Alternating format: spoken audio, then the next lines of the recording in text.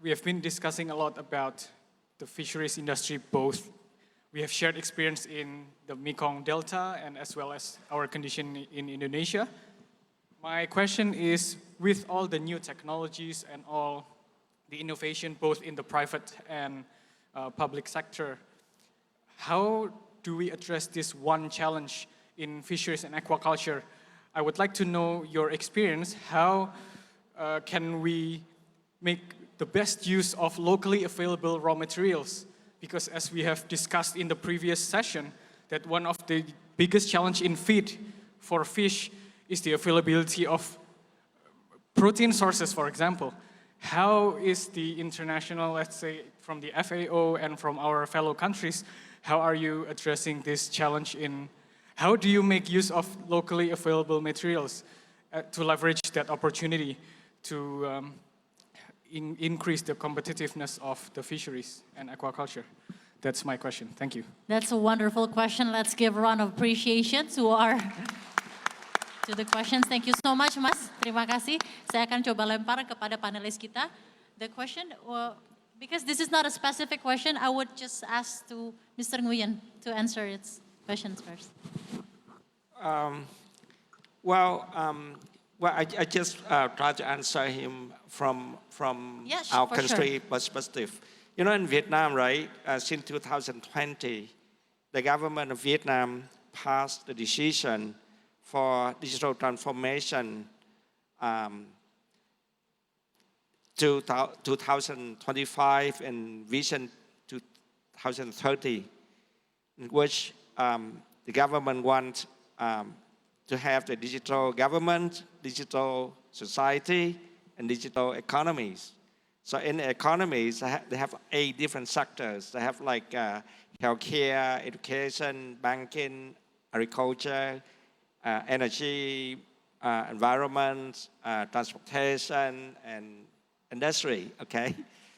So for us, we was naive, so we chose digital transformation for agriculture, which is the most difficult thing to do. In the digital transformation, you have to have 4 tasks. You have digitization, digitalization, and digital management, and data management, okay? There's so many things. So many things means so much opportunities for doing transformation and digital transformation. And in our case, because, for example, what I say about the seawater intrusion, for us, what we do is that we build a network of sensors to monitor the seawater intrusion as well as the tide level. Okay, so we can provide information, and for the shrimp farms, you know, we know everything in a pond. Like we treat the ponds like bioreactors, not shrimp ponds. So everything we have to know, and we have to come up with different technologies in order to be able to know what's going on in the pond. And also another thing that we are working on is that, let's say, like this morning, you talk about using satellite to monitor boats, right? The ship, fishing boats around. In Vietnam, they try to do the same, but a lot of cheating going on. And how to encourage the fishermen put the monitors sensor in the boat and not take it off to put in another boat, you know. And so you have to come up with the models that you have to have the smart camera in a boat, so that whatever the catch goes through the camera, it means has a higher values. You know what I mean? And another example, in our farm, we try to get carbon neutral farm. So if you sell to Europe, right, you can have 5% more in total price. And if you don't use antibiotics, you'll sell another 5% more, something like that. So what we try to do is try to use technologies to increase in the values of fish or shrimp so that the farmer can have better revenues, can have a better profit, but they are so bad, their lives so hard. So what we try to do, using technology to help them to have a better life. So Technology yes. for their better lives. And there was a splendid local innovations as well. Yes. And that also answers the questions from the audience.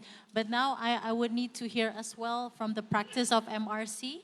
Do you have any thoughts on the question, sir?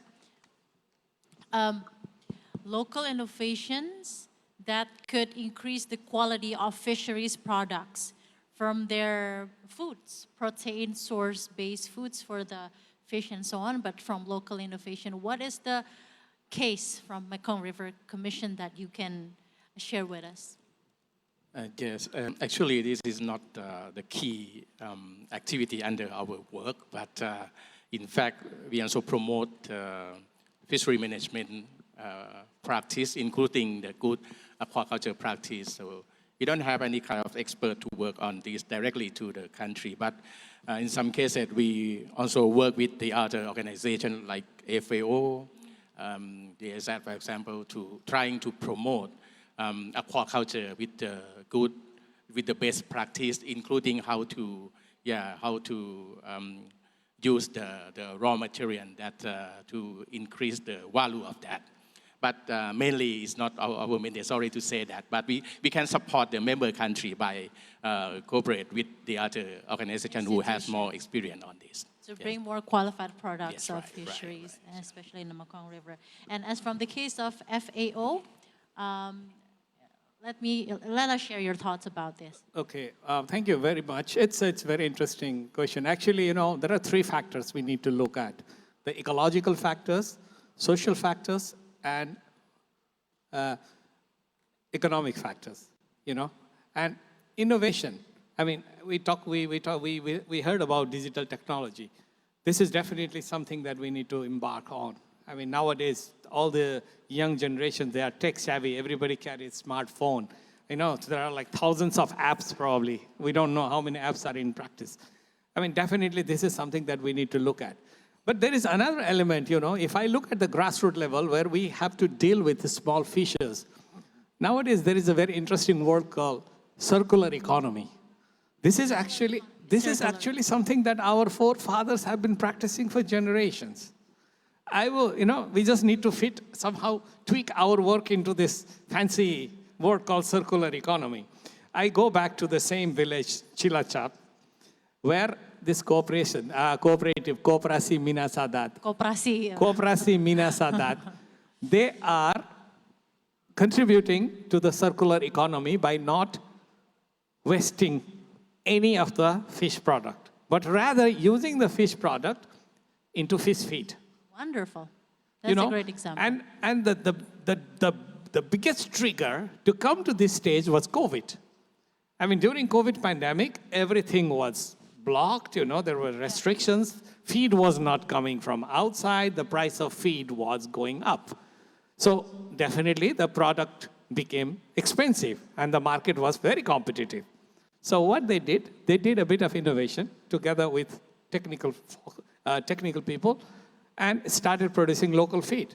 A little bit of technology was to be injected and that worked. And that is working still well. I would request some of you, if you are traveling to Central Java somewhere, please go and visit Minasadat Koperasi. This is really a young group of young boys and girls are really doing something. And this is just an example. There are several others. So this is what we call ecosystem approach to fisheries management or ecosystem-based fisheries management approach. And I again reiterate the use of the local knowledge, local tradition, the Masyarakat Adat, what we call in different countries, the local communities, Let's build on their knowledge and try to see. Because there are a lot of practices that have been in run for generations, They just need a little bit of tweaking, a little bit of innovation, a little bit of technical interjection. Thank you. There's no rocket science, just look closer. Exactly. And we are something that we are doing for generations. Actually, I was in Bali. Yeah. I just returned back this morning. Yeah. It was more on farming side. They're producing salak, the snake fruit. Yeah, yeah. But they are Salak. using every single piece of salak. They are using the salak seed for coffee. They are using the salak skin for cosmetic products, and the rest is used as organic manure. That is circular economy. And for hundreds of years, that's in practice.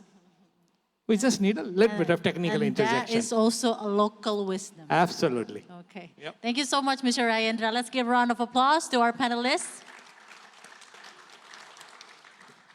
We have reached our final segment, but I just want to give an opportunity for a 1-minute closing statement from each one of you, from your companies, organizations. Even Mr. Nguyen came all the way from Vietnam, Mr. Theerawat as well. I would like to hear from you, what is the biggest homework for Indonesia's marine and fisheries industry to fulfill their potential from evergreen perspective? Please, madam. For Indonesia fisheries and marine. Fisheries. Just The a closing potency. statement. or just a closing statement.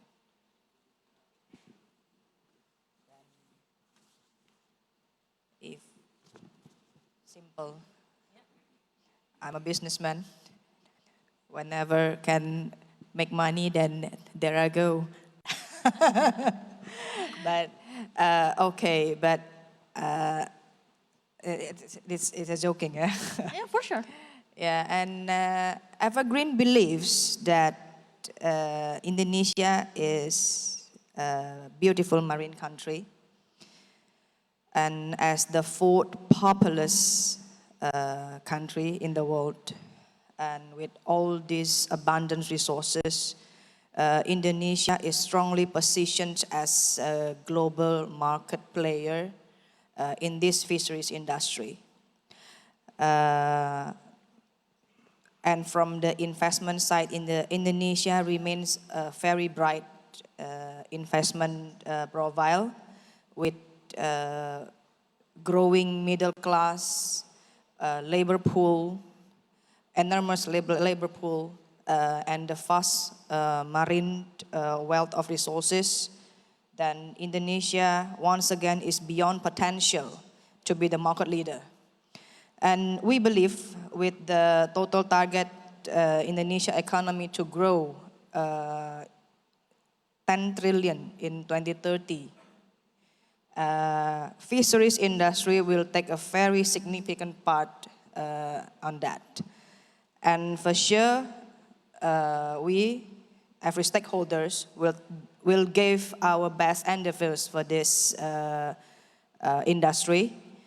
And together, we will take this fisheries industry to the Indonesia golden moment.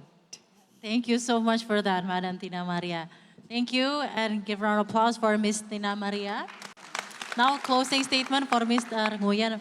Mr. Nguyen, what feedback or insights that you have from Rynan Technologies that also Indonesia marine and fisheries industry can also be implemented in Indonesia? Well, I wish Indonesia continue to do digital transformation for fishery industry.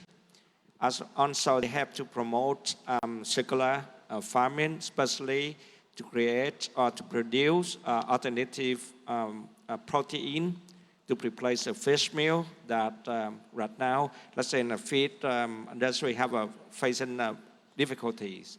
So, and Indonesia has a lot of palm trees, a lot of coconuts, so it's a byproduct of it. It would be a good source for, let's say, black soldier fly larvae as an alternative protein for feed. So that's what is big potential here. And I wish that we can come here more so that we'll be able to have working with the Indonesian farmers to make the country more successful in the future. You are always welcome. Thank you so much for sharing your valuable insights, Mr. Nguyen. Let's give a round of applause to Mr. Nguyen. And now for Mas Dirga. as from ID Food, how does the synergy between ID Food and Ministry of Kelautan dan Perikanan Republik Indonesia aim to increase fish consumption nationwide? Tell us. Yeah, thank you. So a key factor in consumption numbers is the affordability of food and the availability of food, right? So for us, it's very important to keep on increasing our production number sustainably, be it from catch and also from aquaculture, so that there's more food available at a lower price for the consumers. But in order for that to happen, there needs to be a strong collaboration, not only from ID Food or Perikanan Indonesia with the ministry, but also with the people, right, of Indonesia and also the fishermen. Because as a state-owned enterprise, we have two mandates. The first mandate is to be sustainable and be profitable, right?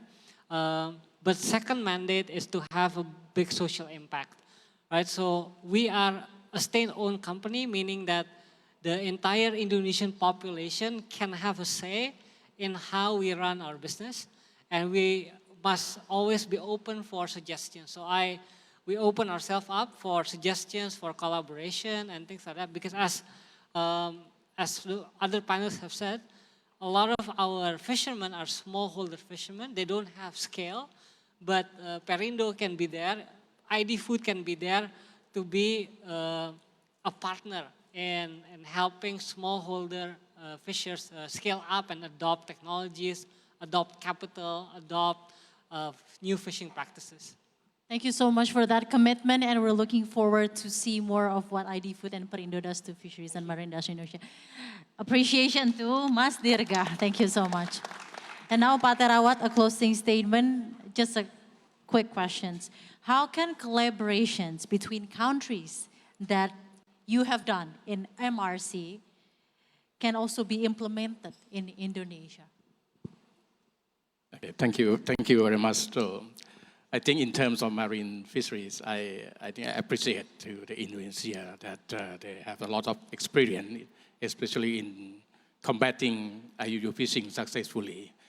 But if I may to share some idea that link to my organization in terms of inland fisheries. So let's say like in terms of the sustainable fishery management, I think Indonesia also have a good experience on that. And MRC also, we work for a long time on this practice. So if I may, I think one thing that we can exchange knowledge and information in terms of the fish assessment. Like in the MRC, we carry out a fishery monitoring program by evaluate the status and trends of the fish in terms of abundance and diversity, as well as the fish larvae, in order to support on the fishery management plan appropriately. So this is, if I may, I think that it did be good if we can exchange the knowledge. It doesn't mean that I think that Indonesia have to learn from the MRC, no, but we can learn each other on this. So I think another thing is on our guideline, fish-friendly irrigation and preliminary design guidance on the mainstream dam. This also we can share with Indonesia in terms that the government want to construct the dam or the irrigation scheme, though we can look at the details of that on how to allow fish for pass appropriately, something like that. Since the MOU between the MRC and Indonesia already signed last 2 or 3 weeks in Laos, so I think that's a good opportunity if we can cooperate and learn each other in more detail on this. Thank you very much. Thank you so much, Mr. Theerawat. Looking forward for the knowledge exchange that you can be done, and you are always welcome in Indonesia. Let's give a round of applause to Mr. Theerawat, all the way from MRC. And now, Mr. Rajendral, the closing statement would be, how does FAO see the future of marine and fisheries industry in Indonesia when every of the homework can be done in a good way? See, I mean, we heard from different speakers. Despite fisheries being such a big sector in Indonesia, contribution of fisheries to the national GDP is 2.58%, right? And I have seen a figure, I have seen two figures actually. Indonesia has the potential to have fisheries 800 billion. And I have even seen 1 trillion fisheries-based economy possible. Meaning, with 4.5, I think, Tina, you said 5.5 million square kilometer of water with 100,000 kilometers of coastal line, with more than 90% of the small-scale fishes living, there is tremendous potential. And I see, as I feel, we can play a role at two levels. At macro level, it's more like how we can work together with Indonesia on developing this evidence-based, data-based regulatory frameworks and policies to enable the government and private sector to work, where Indonesia can, where FAO can bring international good practices. That is at macro level. And at micro level, again, working with the communities, building on their skills, their knowledge, building their capacity, bringing digital innovation, technology closer, adapted to the people, that the language they understand. Otherwise, no matter how big we talk, the language they understand. They understand. This is important. That's very important. If we speak the language they understand, they can catch. And after all, we have to look at these 90% or more small-scale fishers whose livelihoods need to be ensured, supported, and not only for this generation. We need to make it sustainable. Also looking at the impacts of climate change for our future generations. And that's where we can come in, and we are already working, but we can bring in more. Thank you. Wonderful explanation. Thank you so much for the FAO commitment to Indonesia. Let's